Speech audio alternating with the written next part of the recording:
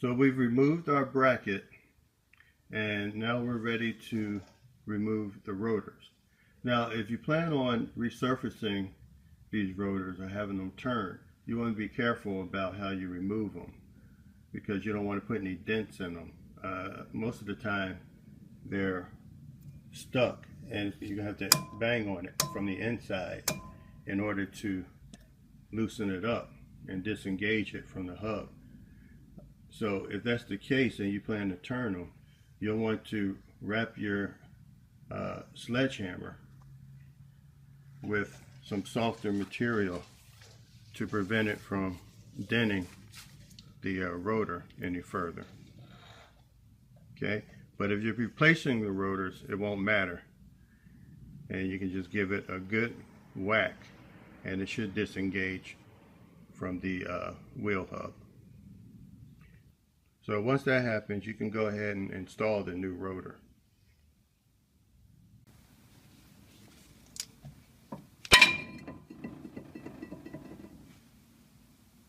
Now is a good time to go ahead and clean up the hub area as well as the caliper real well and the caliper bracket.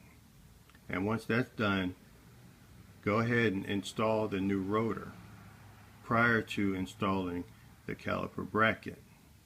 So in order to get the bracket on, or should I say the rotor on, you'll have to install the rotor first and then the bracket, because it wraps around the rotor.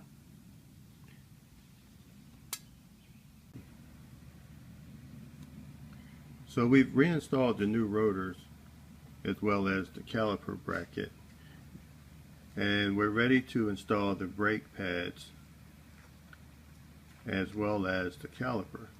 So prior to installing the brake pad, you want to lubricate the slots here and here where the pad slides into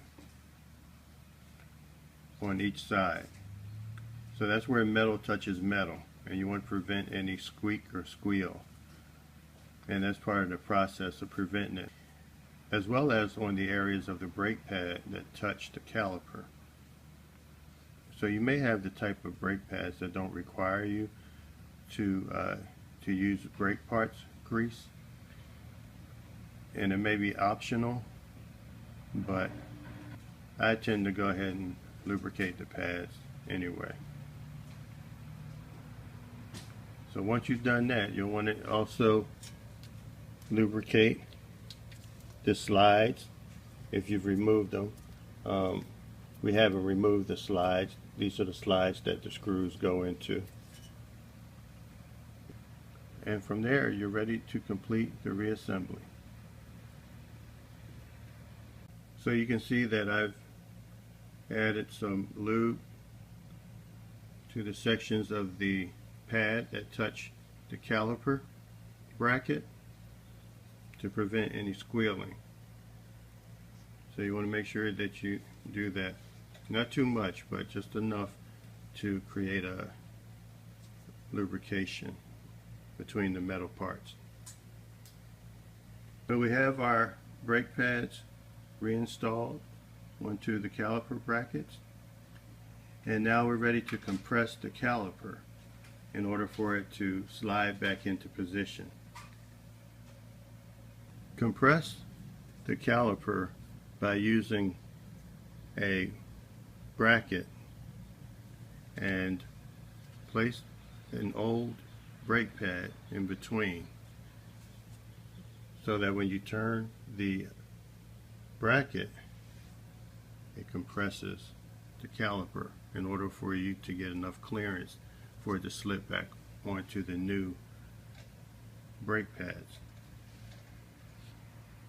You can see that the caliper is now compressed, and there's enough clearance to slide it over the new brake pads. So we now have all the components back together, and we're ready to do the other side and then to compress the brakes.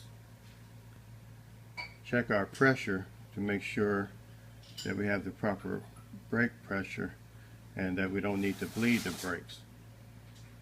And then we'll be good to go. Thank you for watching this DIY video. I hope you'll find it helpful.